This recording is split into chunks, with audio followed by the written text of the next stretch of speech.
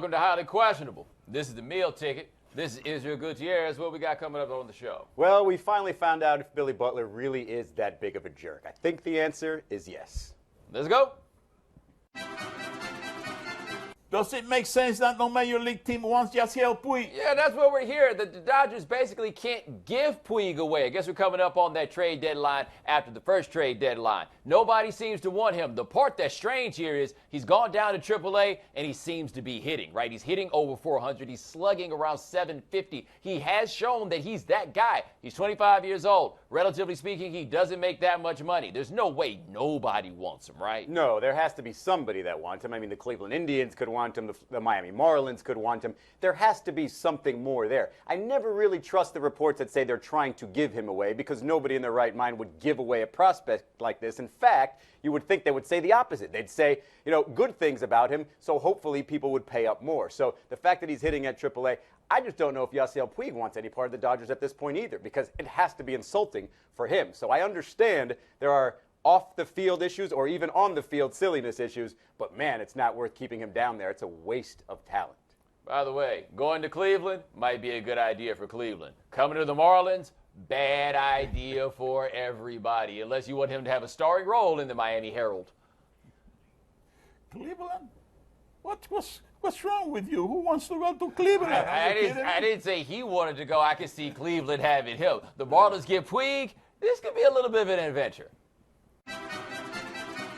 How do you imagine the Redskins feel after reading the excerpts from Josh Norman's ESPN interview? Well, I imagine they're a little nervous about his weekly spots that he's going to do pre-games before each week. However, if you just kind of dive into the highlights of what he said, took a shot at Roger Goodell, not really a big deal these days. Everybody does it. Called himself the best cornerback on planet Earth.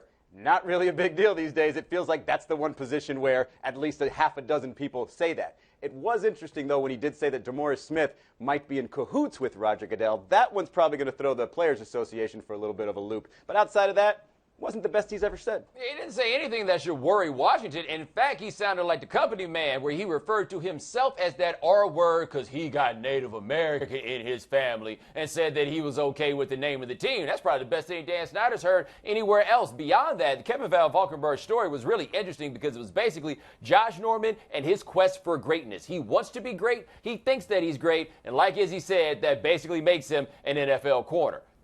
Well, he couldn't say anything bad about Dan Snyder. He's the one signing the paychecks, That's the whole idea, and it's quite the paycheck at that.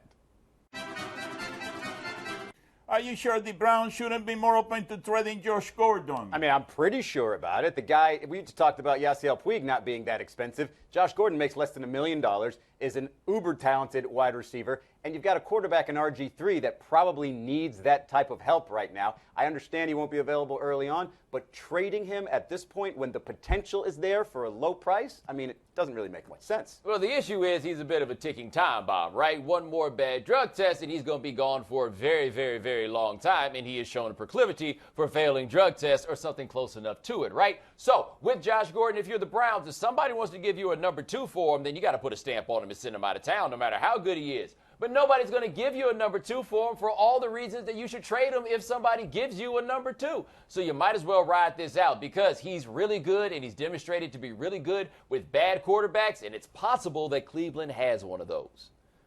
Well, they better keep his friend Johnny Football away from the team. Apparently, Josh Gordon's got a wide range of friends because he's cool with Johnny Manziel and with Robert Griffin, two guys who have very little in common except for not being very good at football for the last few years.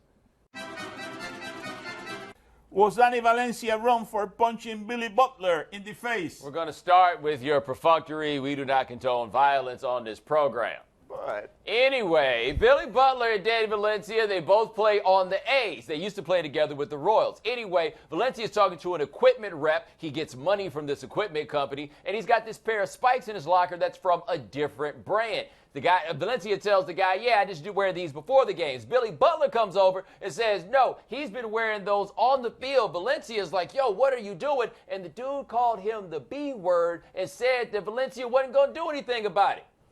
Valencia punched him in the temple. He's concussed. He's not going to play for a while, and I'm trying to figure out where it is where Billy Butler lives, where that's not how that thing works out. You call somebody the B word, don't you worry. You'll figure out real soon whether or not you're right. Like, he was wrong. Did he think they were friends and that wasn't crossing the line? Because you're messing with the dude's money, potentially. You're calling him a name and telling him he's not going to do anything about it, like you said, Bo, with a lot of people watching. That's when you are going to do something about it, whether you want to or not, because you kind of have to. So, yeah, when other teammates seem to imply that he deserved it, maybe not the concussion, but I think 95% of that clubhouse would have reacted the exact same way. When Bomani says the big word, that means In case you didn't know, just to clarify. You may have sounded like he said beach, but he meant something else. coming up next on Highly Questionable. By the way, what you'll like here to know is I'm pretty sure he has no idea who your father is. Like he knows it I know, right? I know. We can tell him. Do you know who his father is? Do you know who we've been talking about? Good. Good. All right, fair enough. See you later. My Son's TV show is presented by Modelo Especial, brew with a fighting spirit since 1925. Back to Highly Questionable, brought to you by Modelo Especial. Time for another one of my insanely delicious interview medleys. You know we like the interviews that we do around here, so what we do is take the best parts of them and we show them to you together now. It's like a hodgepodge of sorts. So were you the one starting it with the little brother that you won't even let be 5'10"? No, I never started it. It just happened to be that I always finished it. He was smart. He knew that he could start it, get a couple jabs in, and then I'd finish it and he could run to mom and dad. What's the most trouble you ever got in for hurting him? Here's a perfect story for you. So we get home from football practice, and we grew up in a subdivision with a pretty long street. People loved to come over and park their car, and they would walk the neighborhood because it was about 2.5 miles round trip if you walk from the top of the street to the bottom. So my mom's out with a bunch of friends. She's walking. My dad was still up at practice, and my brother and I are trying to get in the house, and the garage door was open, but we couldn't get into the actual house. So I'm pestering him as we're trying to get in the house, and we had a few old bricks laying around on the side of the yard, and he picked one up and hit me right in the back of the head. I started bleeding, grabbed the paper towel, put the paper towel on my head, found my mom, and she didn't even ask what happened to me. She said, "What did you do to your little brother to deserve that?" Wow, he hit you with a brick? But why did you get hit in the back of the head with a brick? What did you do to your little brother to deserve that? I was just tormenting him. Like, we were trying to get in the house, and I was, like, slapping him, just being a normal big brother. Like, we would try to get to the door, and I'd bump him out of the way, and I guess I bumped him a little bit too hard, and he got me on that one. I had 4 staples and a trip to the emergency room. Yeah, I'm more concerned with staying on his good side than I am with yours. I don't care if you're in the NFL or not. Brick thrower, man. That's just the beginning of the stories right there. I'll take another one. Beaumont, you want another one, Beaumont? I'll take another one. If you've got one with a brick to the head, if you've got another one, give us another one. Like I said, if you look at the two of us, you would never guess we're brothers. And, the little bit of size difference, he made sure that he made up for it, whether it was whatever he could get his hands on. It just happened to be a brick that day. I can remember playing rollerblade hockey in the street, and you can't give him a hockey stick because you know what happens when he gets a hockey stick. That slashing turns into a full-on home run derby. Go ahead, Poppy. What do you have for Brett? Yes, Brett, what is the most embarrassing, funny moment you have had on a football field? The most embarrassing, funny moment on the football field, actually, it was just right outside the stadium. We have what was called the hog walk, and you're down this little incline, and I'm not as agile as I was back in my youth, and my shoes were a little slick, and I slipped and did the splits in front of about 600 people. And, of course, it was being live on the internet. Now it was a huge sensation for people like to see me fall. Had you ever done the splits before, or was that No, the it was first 4 time? splits. Thankfully my pants survived. I was a little worried there for a moment. I wasn't really built for the splits back then. That sounds like great video, though. That sounds like it sounds like great. It wasn't all that great, but It wasn't all that great. Thank you, Coach. We appreciate it. Thank you. appreciate it, gentlemen. We'll Brett. pick. Gracias. Last time you were on with us, you told us a great prank story involving George Clooney and Matt Damon. What do you got for us? You got anything new for us? Any fresh material on pranking one of those guys? They're all so boring now, you know what I mean? Clooney's married and, you know, he's got a model citizen, model wife, and it's just, it's kind of disgusting that he's sort of dropped off the prank train. I would love to get him back on there at some point, but he's, you know, he's a good guy now. It's disgusting. I mean, he is. He's so mature, so in love, too, in a way that's super syrupy, right? Like, it's a little, it's a bit much, sick. all of it. Makes me sick I know. to my stomach. Y'all sound like haters. Like both of you. You don't sound like I mean, haters. it's just so syrupy. Let's go, Clooney. We got it. We got it. 30 years of everything's single and amazing now. Your life is great, fantastic. You live in a castle in England. Relax. Yes, John David, can you give my son some acting tips? You know, he was pretty bad in that scene that he had with you in Ballers, I was awful. I was I think if he just remembers to breathe before he speaks, he'll be. Yeah, you go. He'll be fine. Okay. He did good though. He was a natural. He needs to breathe. He was a natural. I think the better solution is to kind. call somebody else. Get a little bit more natural talent. Yeah, towards he's his always acting. angling. He's always angling. Thank you, JD. We appreciate your time. Thank you. Gracias, JD. Thank you. By the way, what you'll like here to know is I'm pretty sure he has no idea who your father is. Like, he knows it, and I know, right? I know. We can tell him. Do you know who his father is? Do you know who we've been talking about? Good. Good. All right, fair enough. See you later. All right, yeah. Thank you. Highly questionable is broadcast from the Clevelander Hotel on beautiful South Beach, Miami. Boy. Plus the ROC. Boy. You'll be DOA. Boy. Your moms will say, oh boy. Ain't no stopping them. Guns, we got a lot of them. Matter of fact, Guru popping up. Then slap up his. Boy. Clap up his. Boy. Wrap up his. Boy. Get them gats. Diplomats are them. Boy. For the girls and the boy. Say. Boy. Boy. TV show is presented by Modelo Especial, brew with a fighting spirit since 1925. Time to play the game that is not enjoying the side effects of steroid use. Do you question? You give us topics and events, and we question them. Do you question what James Harrison is working on here? Okay, it's James Harrison in the gym, which I just imagine is just James Harrison throwing the entire weight room up in the air, clapping, and then catching it all the way down. What do we have here? Whoa, wait. Don't know if he's doing that right. First of all, are those sweats? Yeah. Yes, like that's a almost glute all the workout. It's fitting if it's a glute workout, though. Yeah, there's Cameron Hayward, and that's exactly how. Wow, man, wow. Hey, you got to turn into James Harrison somehow. If that's the workout you got to do, fine. Turn into James Harrison where, how, and why? Physically, I wouldn't mind looking like that. He has another exercise where he works that part of his body. Oh. There we go. Oh. Get it, James, get it. He's That's gonna 5 get it. plates, by the way, on each side. Those are love-making muscles. I was hoping you wouldn't say that, because now I had to think about you saying lovemaking and James Harrison, brick breaker. Do you question if this is a good place for a date? All right, we're talking about a young Russian couple going on a date in China. Let's see what that looks like.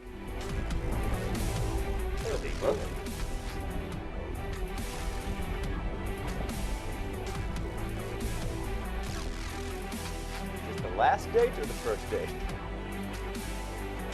Could be both. That is a good question. Could be both. They got to know each other for a while before they go do something like this.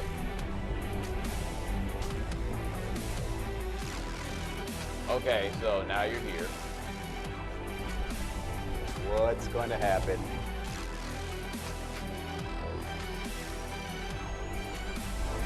It's terrifying for people who have a fear of heights. Fortunately, I don't.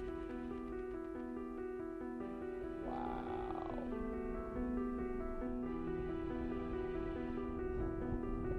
He has remarkable balance. I mean, it's more than balance. I It's mean, nerve. Yeah, that too. But I mean, even wow. Are you kidding me? He went through all that trouble and didn't give her a ring? What's he supposed to do? Get on? What are you supposed to do? Get on one knee up there? You got it. That's what you got to do if you That's want to the way to impress do the it. lady, you know. That'd be you're like gonna do that that- episode of The Fresh Prince. Hillary Banks. Do you question if this bovine has been pumping iron? Bovine? Iron? What do we have? Whoa. Oh, I don't even know what kind of bovine that's Whoa. supposed to be. what is that? In charge. That's what it is. It's in charge. I mean, whatever chemical is in the grass that this bovine is eating is clearly juiced. Wow. I've seen a kangaroo that kind of looks like that looks intimidating, but that? No, but how do you even get those muscles? I don't understand. What exercises can they do? Hey, Now, look a who's swole there. kangaroo. I could understand how that might happen. Who wins that fight? Oh, the swole kangaroo. You think so? Just because of movement? Yeah. That cow knows Alex Rodriguez from the clinic. Oh, I've seen that cow around downtown Miami. come on. We already knew that. You didn't have to tell everybody. Time to play the game that is enjoying life without Dan. See? Or no? You tell us what to watch on TV tonight. We'll tell you if we're intrigued or not. On Sun Sports, Red Sox and Rays. It's a lie, but whatever. Check this out. The Red Sox, they got themselves into first place. I'm sure that's a very big deal in Boston. Check this catch out, though. David Price on the mound. They're up 3-0. That's a great catch by their left fielder, Benintendi. He's a rookie. Never heard of that dude until right now. But what a great catch. That's a fantastic catch. I don't know if I can say his name. I'll call him Bert and Ernie. Bert and Ernie it is. Bert and Ernie it is. Izzy, are you intrigued by Bert and or Ernie? I am a little bit intrigued. I mean, I still want to see David Ortiz a lot, but you see an atmosphere like Tampa Bay, it doesn't really excite you, it doesn't make you want to watch the game, so maybe I'm changing my mind. You can see David Ortiz on TV land. Ain't we lucky we got him? Poppy, are you intrigued? Oh, see, I'm very intrigued. Well, listen, I'm not impressed. He went over the low part of the wall. You want to impress me, you got to go over the high part of the wall. That's the way you do it, you know? That's the way you do it. You know how high that wall is? Well, but that's the way, I mean, anybody can make that cash. Come on. Yeah, you are Spider-Man. You'll be the one making the catch of the 420 sign at Fenway. Got you. Hey, Spider-Man, that reminds me of Argentina. Oh, yes, Izzy. Have you seen Argentinian Spider-Man? No, I have not. Oh. Oh, here we go. All right. There it is, Argentinian Spider-Man. On ESPN, the Little League World Series. Yeah, let's go ahead and do this, even though we used to get like time off work for this, but here I am today. Anyway, it's in South Korea. They won a game. Party time. Oh, it's party time. Having a party. Wow, he smoked that, by the way.